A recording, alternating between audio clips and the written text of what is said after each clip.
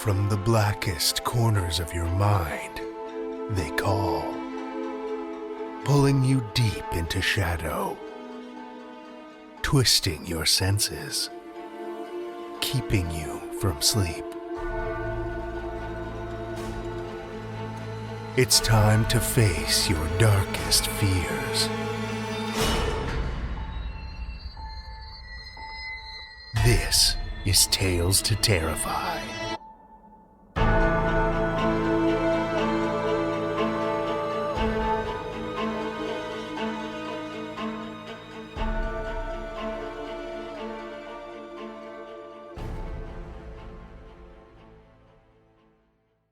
Good evening, children of the night, and welcome.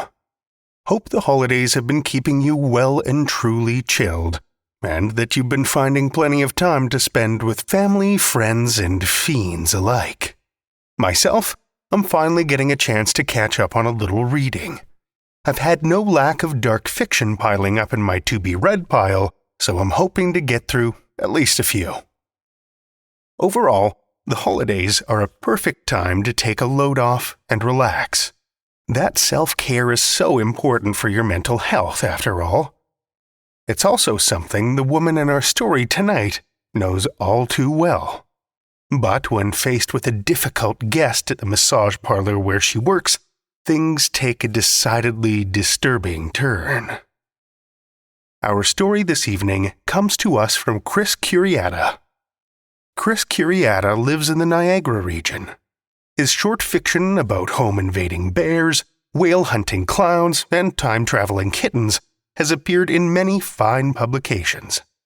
His novel, Sacrifice of the Sisters Lot, was published by Palimpsest Press in October 2023.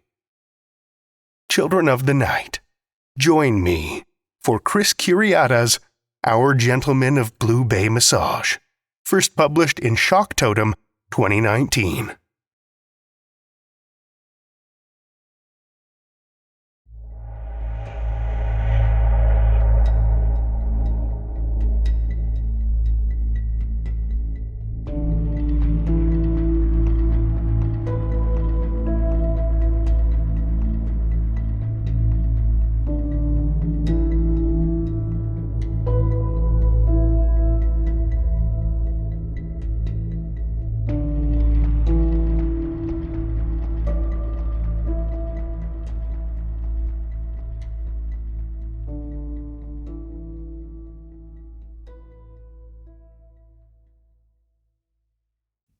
The spa opens at 10 a.m.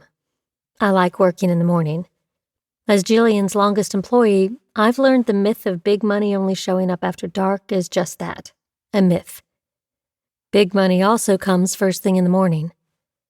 Sometimes it's already sitting in the parking lot when I arrive. Morning money is better than night money. Night money comes in drunk. Night money comes in frustrated from striking out at the bar or taking a loss at the casino. Day money, on the other hand, tends to be businessmen looking for a pleasurable cap to their trip before the grueling drive back home. Whatever ugliness inhabits these men at night is sublimated during the day, and they flirt with me by way of corny jokes as though I were the young barista at their favorite coffee spot. They compliment how I look, oblivious to my gut fat and stretch marks, aroused purely by my relative youth. Mostly I like working days because it allows me to drive Abby to school. We take the long way, stopping for hot drinks and donuts, and we play karaoke in the car, singing along to Abby's favorite playlist, which still can't shake that song from Frozen. I'd never tolerate bad language from Abby around the house, or, God forbid, in front of my mother. But when it's just the two of us and an old Pink song comes on, Abby and I sing all the words together. After the bad ones, we look at each other and giggle, understanding this moment is private, just between us. No early birds sit in the spa's parking lot, only Jillian, dangling a cigarette out her car window. She doesn't allow smoking inside. While she loafs in her vehicle, I unlock the front door with the keys she has entrusted me with, and discover the horrible mess inside. "Well, shit," Jillian says after joining me. The lobby looks ransacked. All the drawers on the front desk hang open and papers have been flung about. A bottle of baby oil from one of the rooms has been squirted all over the walls and floor. I take Jillian by the arm, ensuring she doesn't slip. Her hip is bad. She's had surgeries already, and I'm afraid if she falls, she might not get up. "Why would he do this?" she asks. And that's what I like best about working days. The one Jillian refers to as our gentleman only comes at night. All the girls have seen our gentleman. He appears in room 2, the Majesty room with the jacuzzi and vase of imitation peacock feathers. I'll be stripping the sheets off the massage table or rinsing the bubble bath ring from around the tub when I'll catch sight of our gentleman in one of the mirrors and realize I'm not alone. None of us refuse to take our gentleman as a client. One day a new girl may run out the door screaming, but so far that hasn't happened. I don't know if our blasé attitude is the result of fatigue or hypnosis or even self-medication, but I'd like to think it's nothing more than professionalism. It's our job to make men relax in these rooms. Our gentleman, despite his handicap, deserves the same care awarded any other customer. He doesn't say a word. I've never seen his teeth, but I know they are prominent by the way they bulge beneath his lips. He lies on the table and waits for me. Our gentleman is missing his hands. I always mean to take a closer look at the end of his wrists to see what's going on. Is there bone sticking out, or is he sealed over like a cauterized wound? Our gentleman is cold. Massaging him makes my fingers numb. Everything beneath his skin is soft as mud. I feel no muscle in his calves. There are no bones in his spine or his shoulder. Massaging our gentleman reminds me of something I read about the famous photograph of the woman who jumped from the Empire State Building. In the picture, she lies on top of the crumpled car she landed on, her white gloves holding her necklace, her ankles primly crossed. She appears completely undamaged, beautified like a saint, as though she were merely asleep. However, beneath the skin, her insides were completely liquefied, and when responders tried to lift her, she burst apart like a water balloon. I massage our gentleman softly, worried I'll break him open and spill his loose guts all over the floor. When we finish, I wash up, offering our gentleman a warm, wet towel, but he's already vanished, leaving behind nothing but an oily imprint on the sheet. The stack of 20s he discreetly placed on the sink at the start of our session is also gone. Mina flew into a rage her first time with our gentleman. I heard terrible crashing and ran to the Majesty room fearing the worst. The doorknob was meat locker cold. Inside, an angry Mina had pushed the massage table into the wall. No mean feat when you consider they're sturdy enough to support 2 people. "My money's gone," she said, more in anguish than fury, ashamed for being so stupid, allowing herself to be taken advantage of. "Relax. You'll get your money, I promise." The money always disappears at the end of the session, which isn't to mean our gentleman cheats us. The money eventually reaches you. You stop at a late-night ATM and discover money sticking out of the slot. A wallet with no identification, not even a library card, turns up at the end of your driveway. Once, Trina took her kids to Port Dalhousie, and while playing in the sand, found a baggie of $10 bills. They were the old 10s from the 1980s, a dealer happily paid above face value for. The connection between our surprise windfalls and a visit by our gentleman seems obvious. It happens far too often to be coincidence.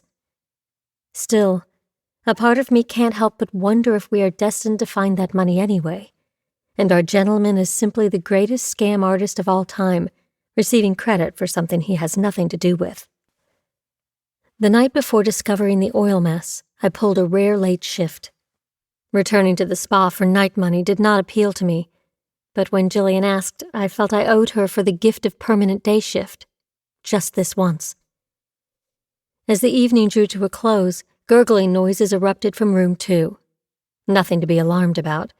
Sometimes during the laundry cycle, gritty black water rises from the shower drains. If you don't clean it up immediately, the black flecks dry into a chunky mess that takes ages to scrub away. As I crouched in the shower using a towel to mop up the black mess, the legs of the massage table groaned, announcing a familiar customer. Shit. Not now. When I turned around, our gentleman lay on the table, already on his back, beckoning me to come close and begin touching him.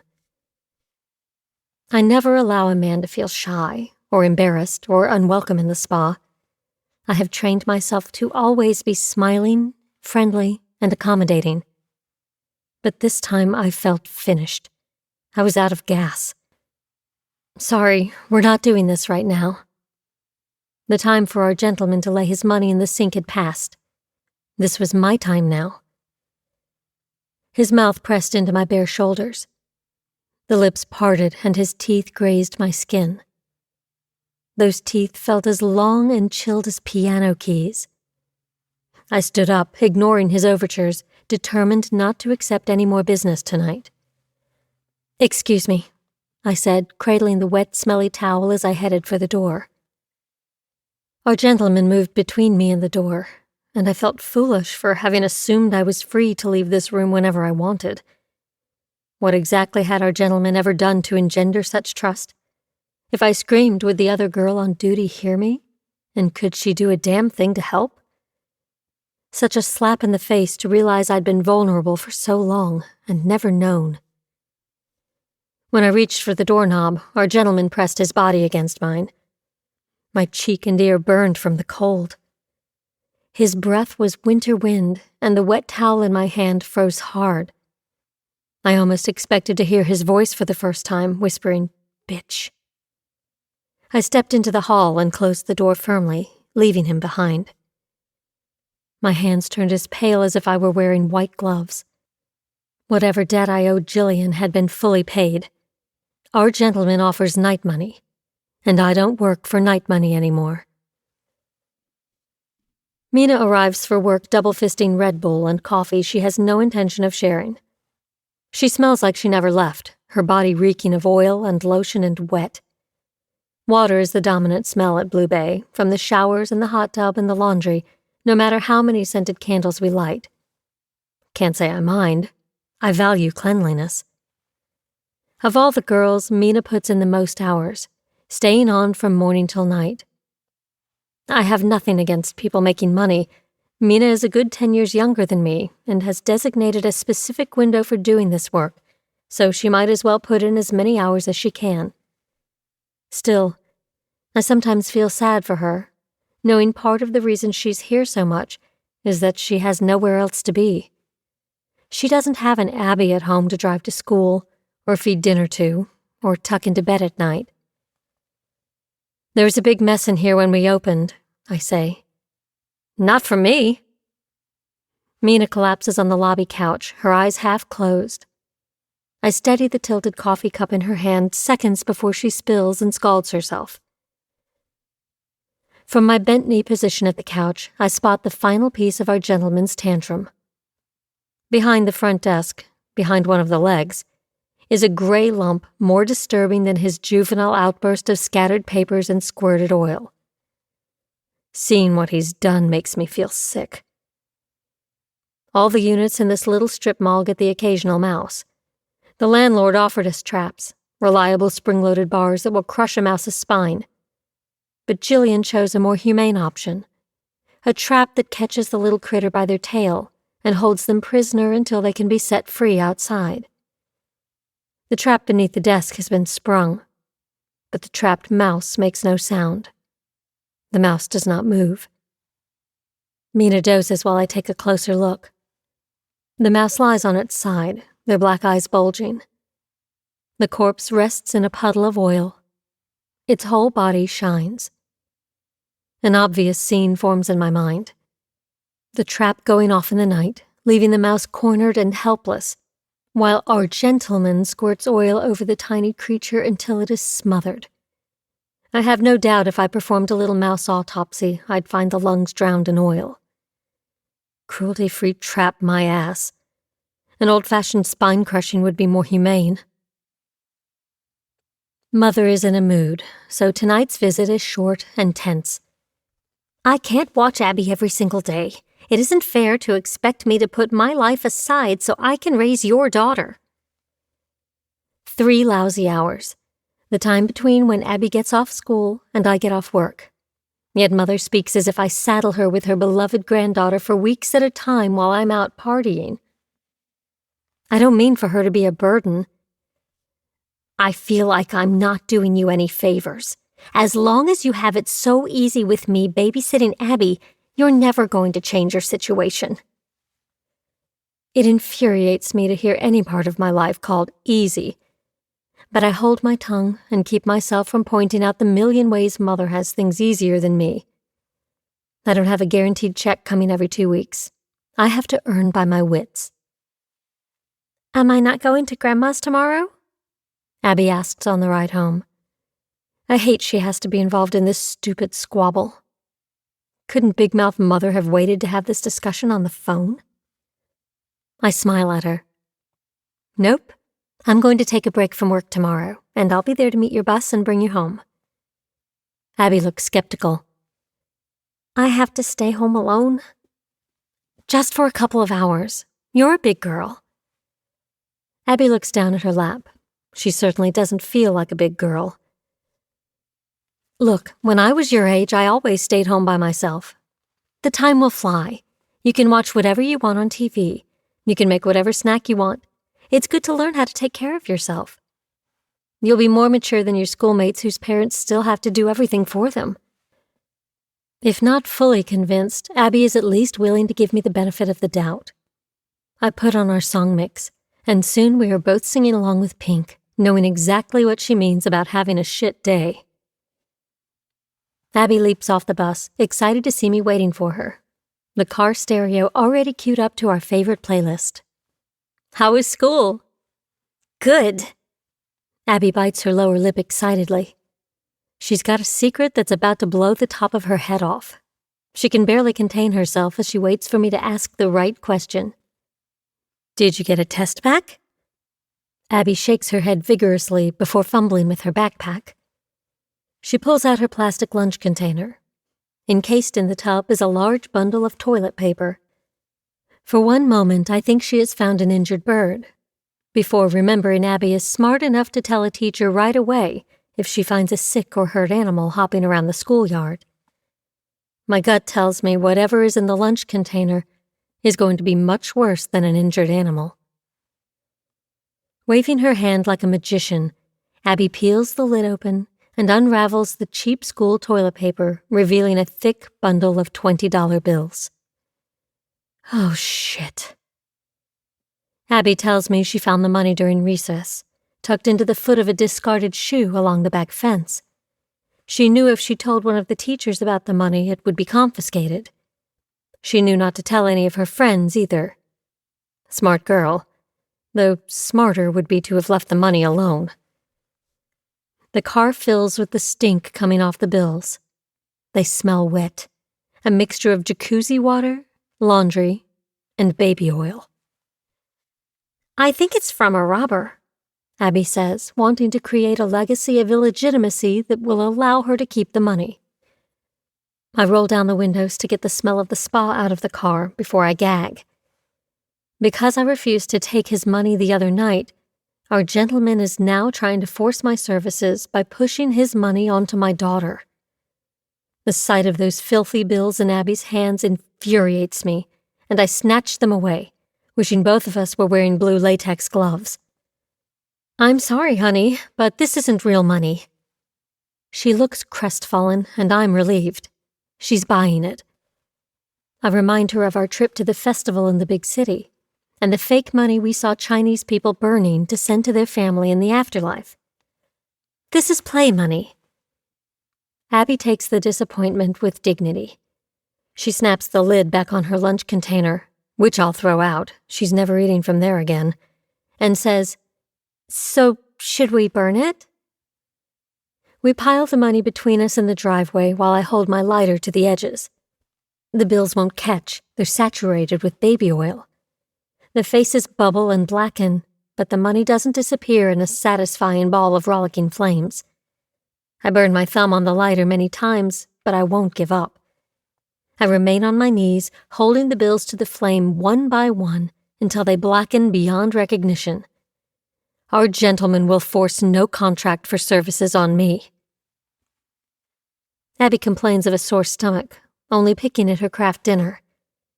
Usually she eats all the bacon bits first. Her forehead is cool, no sign of a fever. She comes to bed with me, falling asleep easily, but in the middle of the night she sits bolt upright and vomits between her legs. I gave her children's Tylenol earlier, but she looks awful now.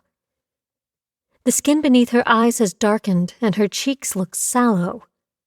Her mouth draws into a grimace, disgusted by the taste of her throw-up. "Let's get you to the bathroom." I try to lift Abby, but she leans forward and vomits again. The smell hits me, and I panic.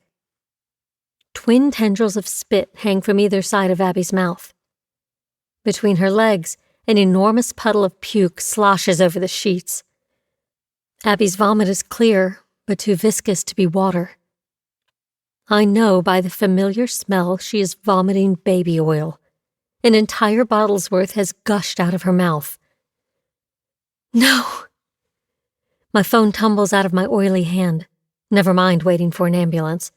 I grope through my bag for my keys. I'll drive Abby to the hospital myself in our soiled bedclothes. As I carry her into the living room, a terrible voice hunching in the back of my mind taunts. "There's nothing you can do." I spin Abby around, lifting her shirt and pressing my ear to her back, listening to her breathe. "Did you choke on anything, Abby?" Baby oil is a hydrocarbon. Trina told me all about it during her nursing training, horrifying me with a story about a toddler who drank his older sister's baby oil, only to choke and accidentally breathe some into his lungs. From that point, he was doomed. The oil slowly spread over the air sacs in his lungs, preventing him from breathing. Painful gasping for breath soon followed, then cardiac arrest, then severe, irreversible brain damage, finally death. All from a product they had the nerve to put a picture of a fucking baby on the front of. "Abby, answer me." Between her sobs, I hear the beating of her heart and blood surging through her body. Her stomach gurgles, preparing to pitch up again. More oily puke spatters my bare knees. "Abby, don't cough. Don't swallow anything. It's very important, honey." I listen to her back again, trying to determine what the busy sounds inside her body mean. Normal function, or her delicate lung tissue slowly coating in oil. I picture the doctors prying Abby open and discovering her lungs as shellacked as a seagull caught in an oil slick, only they have no way of scrubbing her clean. At last, I recover the wherewithal to collect our shoes and we drive to the hospital. The streets are empty this time of night, so I push the speed limit, rocketing across the wet roads.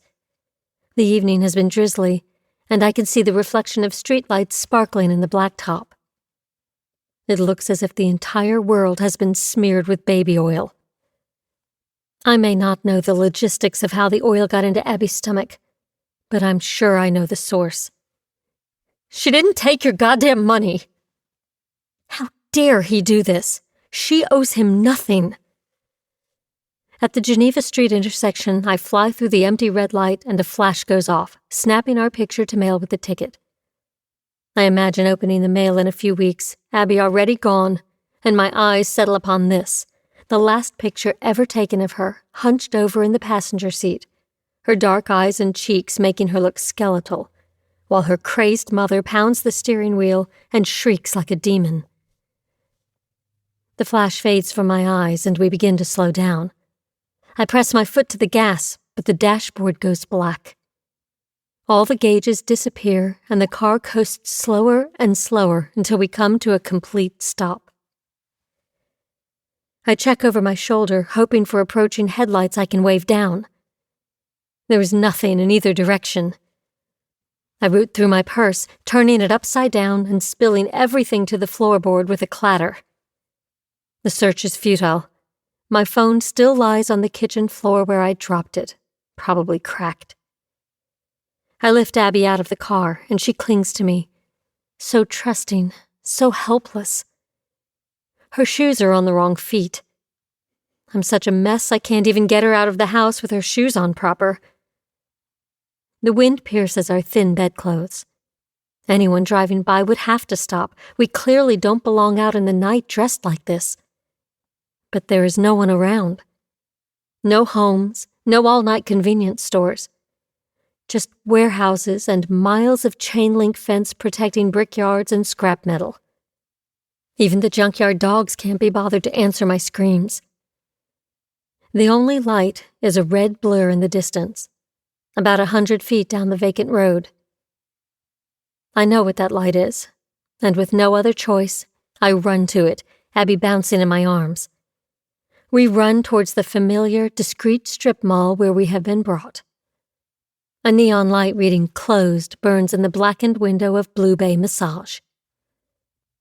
Once inside, I place Abby on the lobby couch, where I've logged hundreds of hours sitting beside Mina or Trina or any one of a long line of tired women with cutesy-sounding names.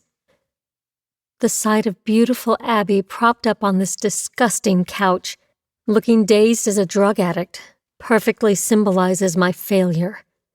I've not only failed at keeping the spa out of my home life, I have now brought Abby inside this place. I'm no better than the women who invite strangers to their homes for $80 a pop while their kids play in the next room. Please be all right, I beg Abby, as though she has the ability to heal herself. At the end of the hall, orange light dances along the bottom of the door to room 2. Someone has lit candles. Defeated, I kiss Abby on her sweaty forehead. I'll be back soon. Abby tries to say something, but her chest gurgles like a clogged drain. I wish I could peel her skin open and suck the oil from her tiny lungs. On the way to room 2, I kick off my ratty sneakers. They aren't suitable for creating the relaxing atmosphere customers expect from Blue Bay Massage. Gotta look sexy. I spot a pair of pumps Miranda left behind, and wearing them helps me get into character. Our gentleman lies face down on the massage table. The flickering candles animate his shadow on the wall, casting him low and then very high.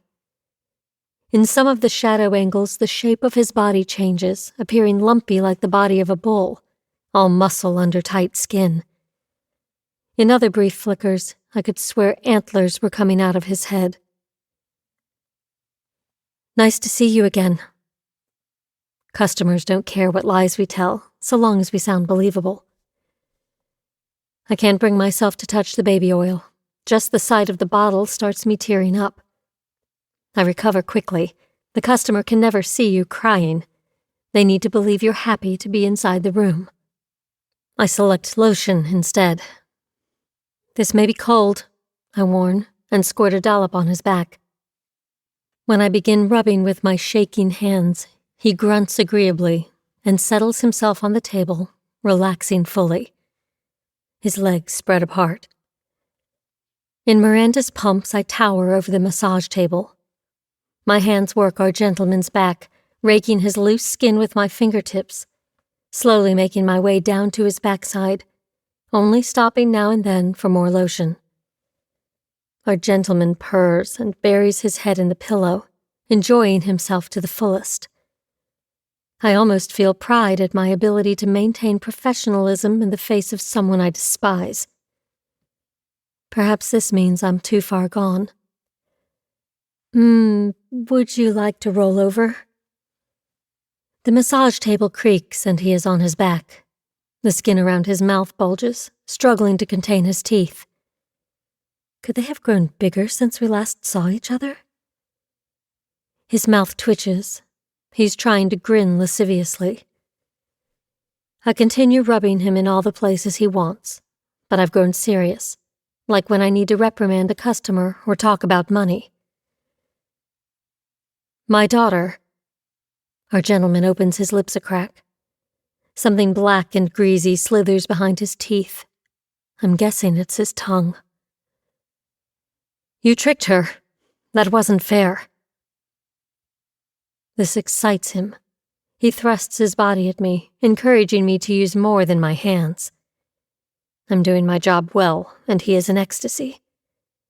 Quick as a bear catching salmon from a stream, I lower my head and finish him off. The deed is done, but I keep hold of his loose skin, afraid if I turn around, go to the sink to wash my hands, he will disappear. Where does he hide in between massages? Maybe he goes into the ground beneath the spa where his stinking corpse rots, the hands chopped off for gambling debts. Or maybe he belongs to some hellish netherworld where corrupt angels and broken souls plot to torment the living. After everything that's happened, shouldn't I believe such an afterlife is possible? Now that I've settled her debt, she'll be all right, won't she? Our gentleman basks in the afterglow of his orgasm. I don't think he even hears me. Perhaps I've settled all debts for now. But what about the next time? By taking his night money, I've set a precedent. From now on, whenever he likes, strange money will turn up, forcing me to return to Blue Bay in the night and meet him. I will have no option of refusal. How long shall this arrangement go on for? At some point our gentleman will tire of me. I'll outgrow his needs. But not to worry, he's already picked out a new model. Abby will be a woman one day, and then I'll be the one to wait on the lobby couch while she settles up with our gentleman inside the room. Assuming he'll actually wait until she's a woman. I won't let him go. I burrow my fingers into his loose skin and pull. That jerks him out of his orgasmic bliss. His rubbery skin tears like a garbage bag, and rancid, putrefied stuffing spurts all over my hands. The fumes rush up my nose and burn my eyes. Our gentleman howls. I've always felt powerful to make my customers feel pleasure. But now I see making them feel pain is even better. I'm up to my wrists in his guts. There are no discernible organs, only a black foulness. His insides are cold. Damn cold. I'm afraid my hands will go numb and I'll lose my grip. I'm not through tearing him yet. He beats me with his arms. With no hands to grab my throat, he pounds my face hard enough to bruise. For a moment I think I'm going to black out, but I bite my tongue until it bleeds, and my self-inflicted pain keeps me focused. Footsteps echo in the hall. Mommy? Abby, stay where you are. I dig into his body until my hands break out the other side, hitting the mattress. He hisses through his long teeth. I won't back off, knowing as soon as I let him go, he will disappear. And I can't let that happen yet. During his massage, each time I went to get more lotion, I nudged one of his candles closer to the massage table. Now I use Miranda's pump to push the candle one final inch until it sits beneath the edge of the dangling sheet. Flames climb the soft white rope to the massage table. I try not to breathe the smoke as the fire spreads into the mattress. Who knows what toxic material that sturdy foam is made of? Our gentleman thrashes about, but I hold him in place. The flames grow higher, blackening his thighs and crotch. They also lap at my forearm. The pain is unlike anything I've experienced before. The flames lick down to the bone, and it feels as though my marrow is boiling over. Our gentleman expects me to back off, but I've made my decision. If I lose my arm, so be it. The fire begins to settle down. Our gentleman struggles to sit up, wriggling violently like a mouse pinned by its tail in a trap. Woozy from my burned arm, I start losing my grip. My vision darkens, or maybe it's just the candles dying out. Let me hold on. I don't care if I die, just let me hold on. The door opens a crack, and there is a whoosh as fresh air floods inside. The candles shoot up tall. The sudden light is blinding. The massage table bursts into a wall of flames. I stumble backwards, falling out of Miranda's shoes and hitting the floor. I catch a glimpse of Abby's wide eyes peering into this hellacious room.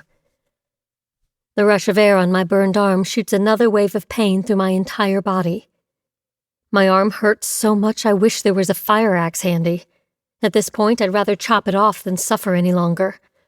"Run outside," I tell Abby, but she is headstrong like her mother and does not move. On the flaming massage table, I hear our gentleman's guts bubbling. The rug and the curtains begin to burn. The spreading flames and smoke push me out of the room. Abby is too heavy for my remaining arm to lift. Black smoke fills the narrow hall. Abby tugs at me, urging us both towards the exit. Together we stagger into the night. A light rain is falling. Each drop on my arm feels like acid, and I collapse to the asphalt. My agonized screams echo across the vacant lots and fields surrounding us. Abby lies beside me, coughing and hacking. I want to thump her on the back, but I cannot move. My shocked body has shut down completely just when I need it most. For years, my ability to go numb has sustained me. But now, my body's refusal to process the pain feels like a betrayal. Abby buries her face in my chest. She coughs, and I fear the worst. I feel like I'm floating, and I know in the next moment there will be nothing. At the hospital, I concentrate all my strength and brief windows of coherence to tell the doctors about the oil in Abby's lungs. A bronchoscopy detects nothing in her airways. Abby only has minor smoke inhalation. She feels very sick, but is otherwise fine. She will return to school and ride the bus home and be picked up by her grandmother. My arm is toast. Severe third-degree burns. Specialists and skin grafts await me. Mom sobs and promises to do whatever she can to help. The hospital keeps me drugged, but even unconscious, I am aware of the pain. The spa burned completely, as did most of the auto repair shop in the same strip mall. I don't know what Jillian or the other girls will do for work. I wonder if they hate me. Mother warns me the fire investigators will be coming soon.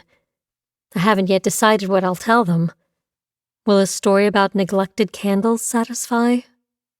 I wonder if I will go to jail for arson. According to the news, while sifting through the wreckage, the fire crew discovered human remains in the wreckage of the spa. Not a whole body, Mother says. Fragments. God knows what that means. I bet they were hands, I say.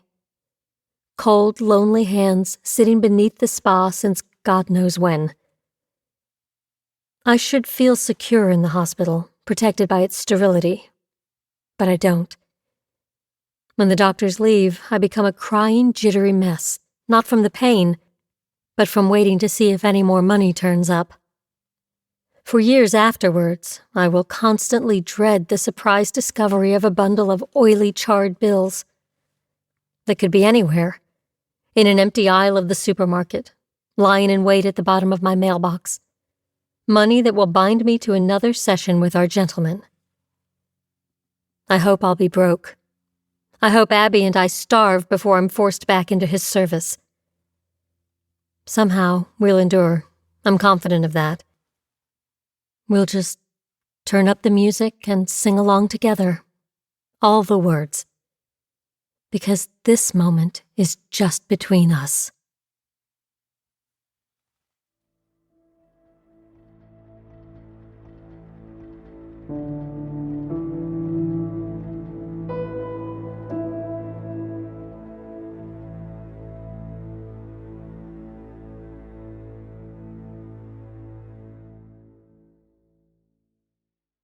That was Chris Kuriata's Our Gentleman of Blue Bay Massage, as read by Nicole Swanson. Nicole Swanson is an actor and producer from Augusta, Georgia, who has discovered she loves hiding away in her closet and telling stories to her loyal companion, Blackjack the studio dog. An occupational therapist in the Georgia corrections system, when not narrating, Nicole enjoys a good cup of coffee while sitting on her porch swing and listening to the rain on a dark and stormy night. Discover more of Nicole's adventures at NicoleSwansonVO.com. Thank you, Nicole.